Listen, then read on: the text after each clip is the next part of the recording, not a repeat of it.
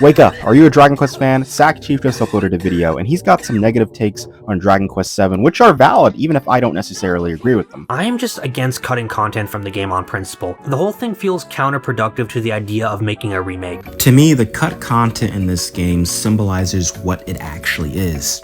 Not a remake, but a reimagining of the story.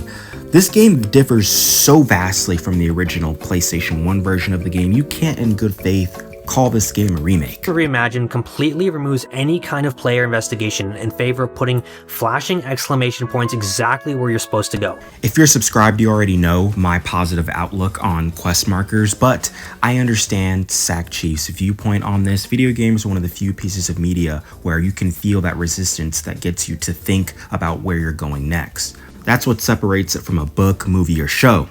But in a time where there are just so many games coming out, and games being quite literally the longest form of media to enjoy, I'm always gonna like quest markers.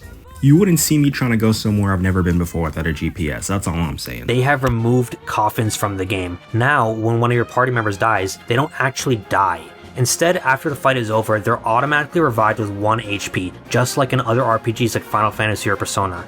I can't defend this. This is part of what makes Dragon Quest, this semi-permadeath with the coffins where you have to forcibly go to somewhere to get your party members revived.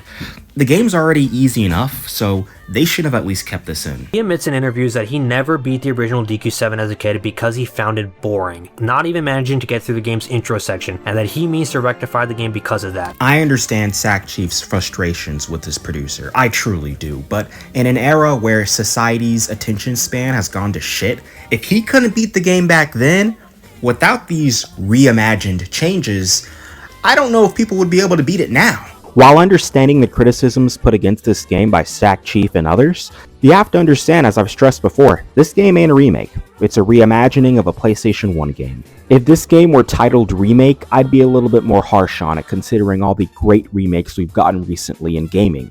But unlike the re-releases of Dragon Quest 1, 2, and 3, it does not carry that moniker. I do believe that this is a format that can be used for future Dragon Quest games, albeit slightly altered. Not for the Zenithian trilogy, but for Dragon Quest X, I think it'd suit it.